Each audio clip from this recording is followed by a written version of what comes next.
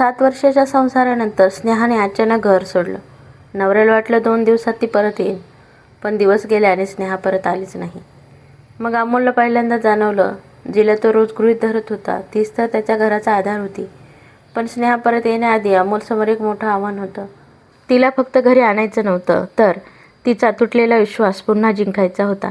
शेवटी अमोल आपल्या संसारासाठी काय करतो आणि स्नेहा त्याला पुन्हा एक संधी देते का? ही हृदयस्पर्शी नवरा बायकोची कथा शेवटपर्यंत नक्की ऐका, कारण शेवट तुमच्या डोळ्यातही पाणी आणेल. अमोल आणि स्नेहाचं लग्न होऊन 7 वर्ष झाली होती. स्नेहा घर, मूल आणि अमोलची प्रत्येक छोटी मोठी गरज मनापासून सांभाळत होती. पण अमोलला तिचं हे सगळं प्रेम नाही, तर तिची जबाबदारी वाटत होती. सकाळी स्नेहा त्याचा डब्बा तयार करून म्हणायची, अमोल नाश्ता करून जा. अमोल मोबाईलमध्ये पाहत उत्तर द्यायचा, हो ग, रोज तेच तेच सांगू नकोस. स्नेहाच्या चेहऱ्यावरचं हसू क्षणभर कमी व्हायचं. एक दिवस अमोल ऑफिसमधून घरी आला. घर स्वच्छ होतं, जेवण तयार होतं, पण स्नेहा कुठेच दिसत नव्हती. अमोलने विचारलं, स्नेहा कुठे आहे?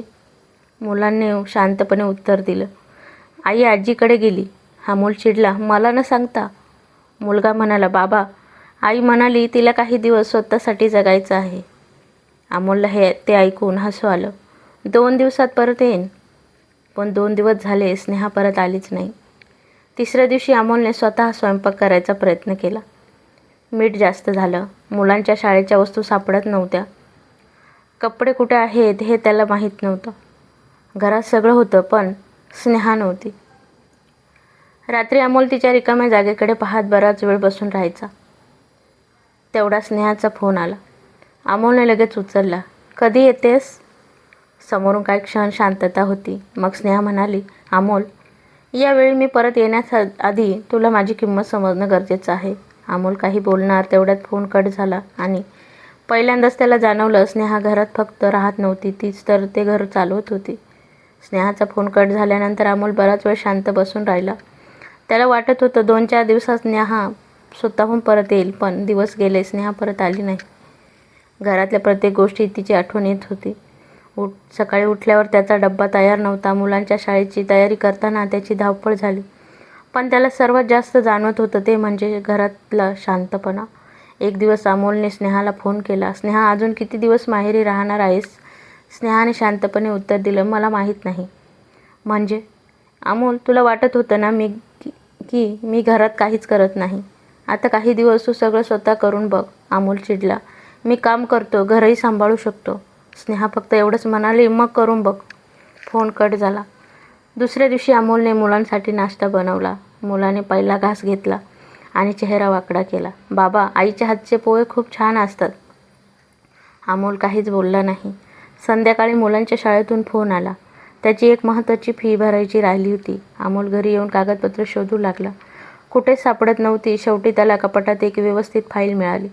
त्यावर स्नेहाने प्रत्येक गोष्टीची तारीख आणि नोंद करून ठेवली होती. अमोल काही क्षण ती फाईल हातात घेऊन बसला. मी कधीच लक्ष दिलं नाही, ती इतकं सगळं सांभाळायची. त्या रात्री अमोलने स्नेहाला पुन्हा फोन केला. यावेळी त्याचा आवाज शांत होता. स्नेहा, तू माझ्यावरती रागावली आहेस का? स्नेहा काही क्षण शांत राहिली. मग म्हणाले, रागावले असते तर कदाचित सोपं झालं असतं. अमोल गोंधळला. मग? स्नेहाचा आवाज भरून आला. मी थकले होते अमोल. घरकामामुळे नाही, तर तुझ्यासमोर माझ्या अस्तित्वाची किंमत सिद्ध करून करून. अमोलच्या डोळ्यात पाणी आलं. स्नेहा पुढे म्हणाली, तुला आठवते का आपल्या लग्नाचा वाढदिवस? मी किती दिवसापासून वाट पाहत होते. अमोल गप्प झाला. त्याला आठवत होतं, पण त्या दिवशी ऑफिसच्या कामामुळे तो घरी उशिरा आला होता. स्नेहाने त्याच्यासाठी छोटंसं सेलिब्रेशन केलं होतं आणि अमोलने फक्त एवढंच म्हटलं होतं, हे सगळं करण्यापेक्षा आराम केला असतास. त्या आठवणीने अमोलला स्वतःचीच लाज वाटली. स्नेहा म्हणाली, मला तुझ्याकडून महागड्या भेटवस्तू नको होत्या. फक्त कधीतरी मला विचारावं असं वाटत होतं, स्नेहा तू ठीक आहेस ना? अमोलच्या डोळ्यात अश्रू आले. तो म्हणाला, मला माफ कर. पण स्नेहाने उत्तर दिलं, फक्त माफी मागून काही बदलणार नाही अमोल. मग काय करू?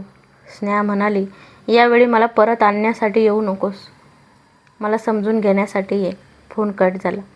अमोल बराच वेळ तिच्या शब्दांचा विचार करत राहिला आणि दुसऱ्या दिवशी सकाळी त्याने एक निर्णय घेतला. तो स्नेहाला घेण्यासाठी माहेरी जाणार होता, पण यावेळी नवरा म्हणून नाही, तर तिच्या खरा साथीदार बनून. दुसऱ्या दिवशी अमोल सकाळी स्नेहाच्या माहेरी पोहोचला.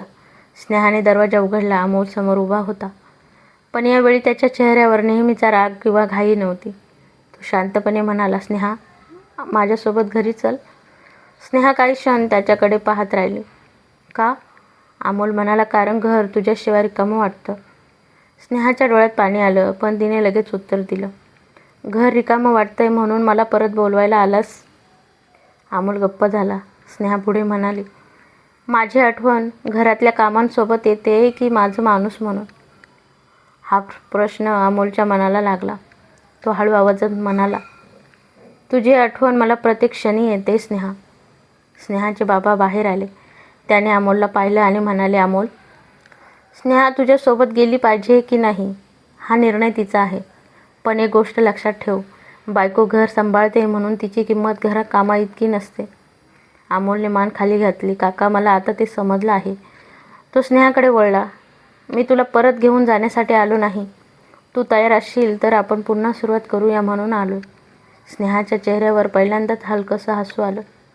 पण तेवढ्यात घरातला छोटा मुलगा धावत आला. आई? स्नेहाने त्याला मिठी मारली.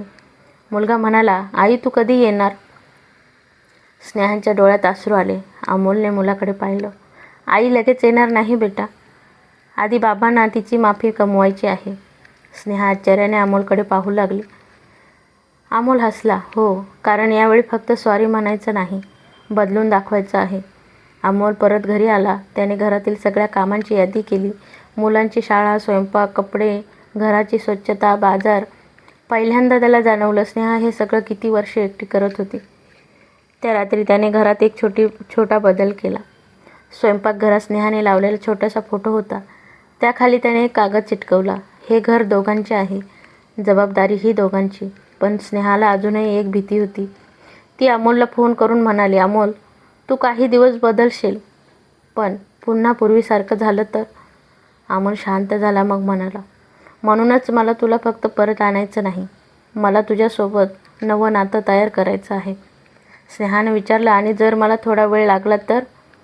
मी वाट पाहीन. आणि मी लगेच परत आले नाही तर? तरीही? स्नेहाच्या डोळ्यात अश्रू आले.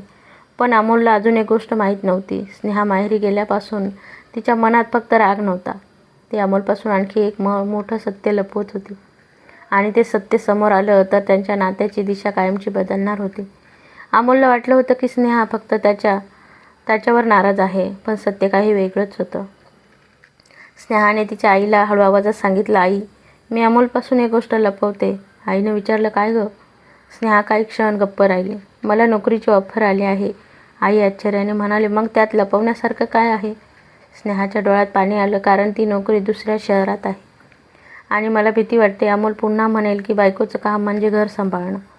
आईने तिचा हात धरला, पण यावेळी त्याला संधी दे. दुसऱ्या दिवशी अमोल स्नेहाला भेटायला आला. त्याने विचारलं, स्नेहा, तू माझ्यापासून काही लपवतेस का? स्नेहा दचकली. नाही. अमोल हसला. तुझ्या चेहऱ्यावर सगळं दिसतंय. स्नेहाने शेवटी नोकरीची गोष्ट सांगितली.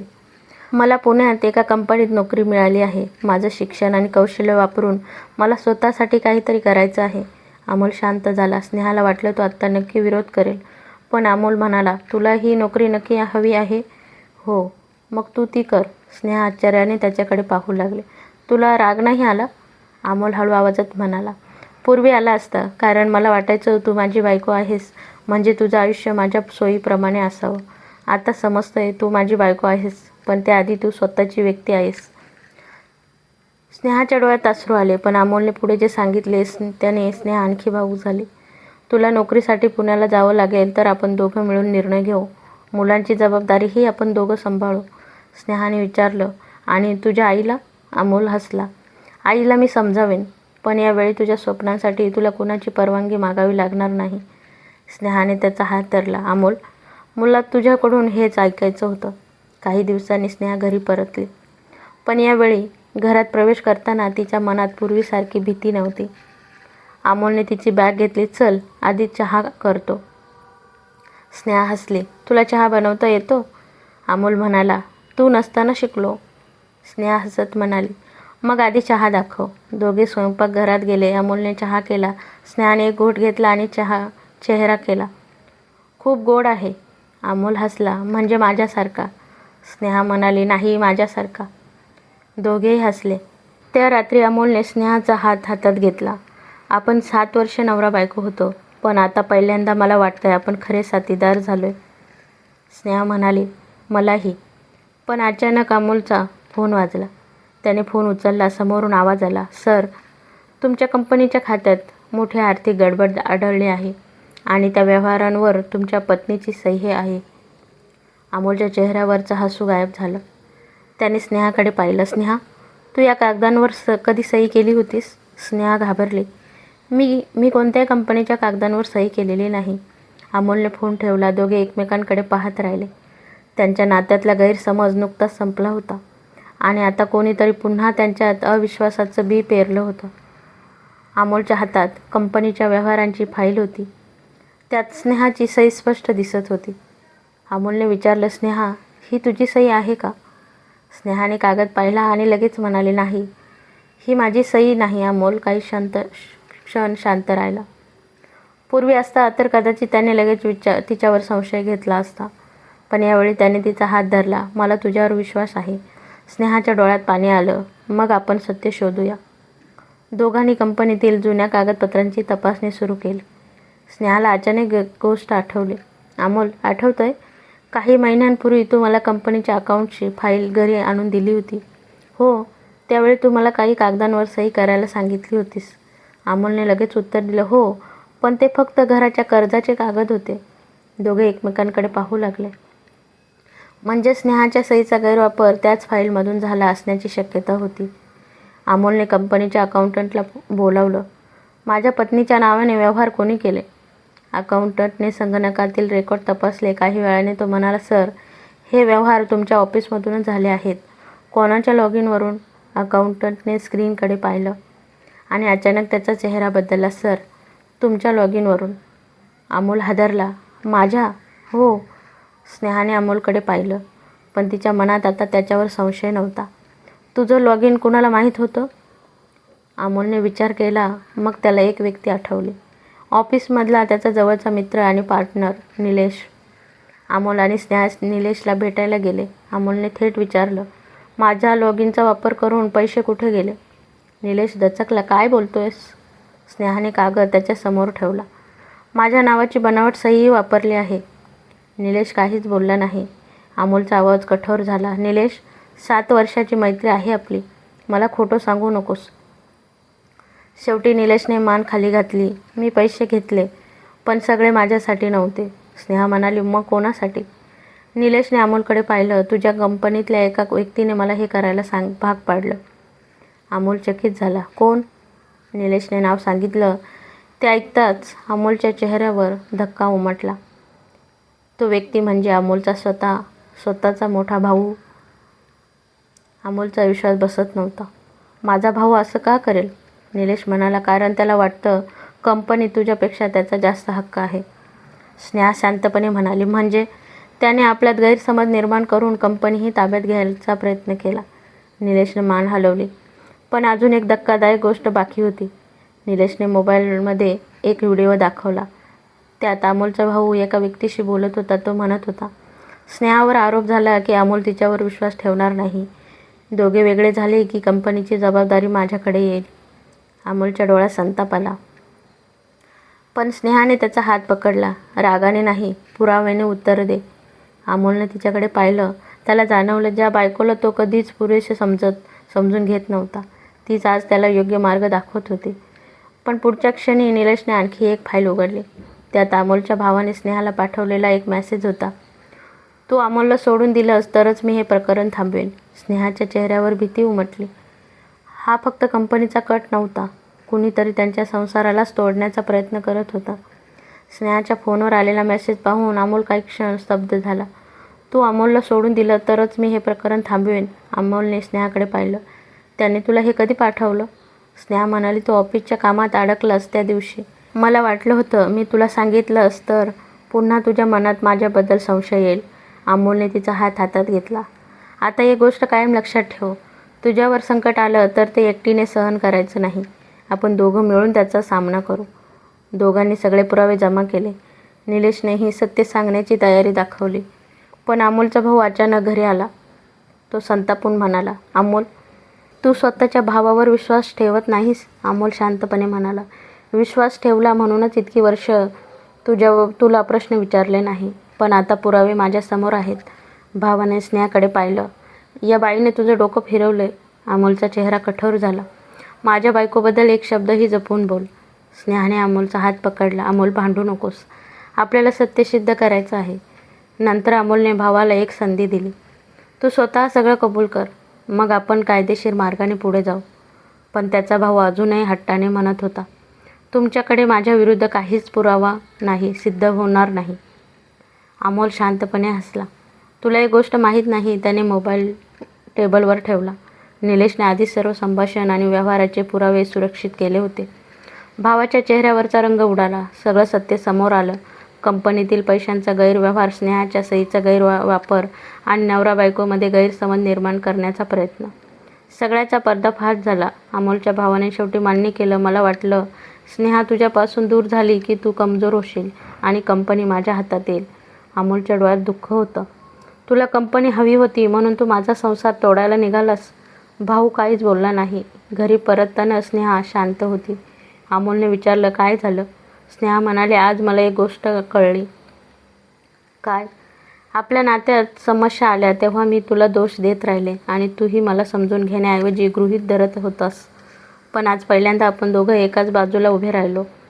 अमोल हसला, कारण आता मला समजलंय, नवरा बायको म्हणजे एकमेकांविरुद्ध उभे राहणारे दोन लोक नाहीत. संकटांसमोर एकत्र उभं राहणारं एक टीम आहे. स्नेहाने त्याचा हात घट्ट धरला. पण अमोलने अचानक गाडी थांबवली. स्नेहा, काय? मला तुला एक गोष्ट सांगायची आहे. स्नेहा त्याच्याकडे पाहू लागले. अमोलच्या डोळ्यात अश्रू होते. तू माझ्यापासून दूर गेलीस म्हणून मला तुझी किंमत कळली नाही. तू दूर गेलीस म्हणून मला स्वतःची चूक कळली. स्नेहाच्या डोळ्यातही अश्रू आले. पण तिने एकच प्रश्न विचारला, अमोल, आता पुन्हा कधी मला गृहीत धरशील? अमोलने तिचा हात धरून उत्तर दिलं, नाही, कारण आता मला माझ्या बायकोची किंमत तिच्या अनुपस्थित नाही, तिच्या प्रत्येक दिवसाच्या उपस्थित कळते. अमोल आणि स्नेहा घरी परतले. दार उघडताना स्नेहाच्या मनात जुन्या आठवणी होत्या. कधी दुर्लक्ष, कधी टोमणे, तर कधी स्वतःचं दुःख मनात ठेवून हसण्याचा प्रयत्न. पण आज अमोलने तिची बॅग स्वतः घेतली. चल घरी ये. स्नेहा हसली. हे घर माझं आहे ना? अमोल थोडं थांबला, मग म्हणाला, नाही, आता हे फक्त तुझं किंवा माझं नाही, हे आपलं आहे. दुसऱ्या दिवशी सकाळी स्नेहा स्वयंपाकघरात गेली. अमोल आधीच तिथे उभा होता. तू इथे काय करतोयस? नाश्ता बनवतोय. स्नेहा हसली. काय बनवणार? अमोलने अभिमानाने सांगितले, पोहे. स्नेहाने एक घास घेतला आणि म्हणाले, मीठ कमी आहे. अमोलने लगेच चमचा उचलला. ठीक आहे, आज तू शिकव. स्नेहा हसत म्हणाली, नाही, आता रोज तूच शिक. दोघे हसले. मुलंही स्वयंपाकघरात आली. एक मुलगा म्हणाला, बाबा, आता आई पुन्हा माहेरी जाणार नाही ना? अमोलने स्नेहाकडे पाहिलं. आईला जायचं असेल तर ती नक्की जाईल, पण यावेळी तिच्या जाण्याची कारणं आपण निर्माण करणार नाही. स्नेहाच्या डोळ्यात प्रेम आलं. काही दिवसांनी स्नेहाची पुण्यातील नोकरी सुरू झाली. पहिल्या दिवशी ती ऑफिसला निघाली तेव्हा अमोलने तिच्या हातात डब्बा दिला. स्नेहा आश्चर्याने म्हणाली, माझा डब्बा? अमोल म्हणाला, हो, आता तुझ्या डब्याची जबाबदारी माझी आणि घराची दोघांची. स्नेहा हसली. आणि मुलांची? दोघांची. मग नवरा कोण? अमोल म्हणाला, तोही तुझाच, पण आता थोडा सुधारलेला. महिने गेले. स्नेहाला नोकरीत चांगलं यश मिळू लागलं. अमोलही घरच्या कामात तिच्यासोबत सहभागी होऊ लागला. कधी स्नेहा स्वयंपाक करायची तर कधी अमोल. कधी मुलांना अमोल शाळेत सोडायचा तर कधी स्नेहा. आणि सर्वात मोठा बदल होता, दोघांनी एकमेकांशी बोलणं कधीच बंद केलं नाही. राग आला तरी बोलायचं, दुःख झालं तरी सांगायचं, आणि गैरसमज झाला तर तिसऱ्या व्यक्तीवर विश्वास ठेवण्याआधी एकमेकांशी बोलायचं.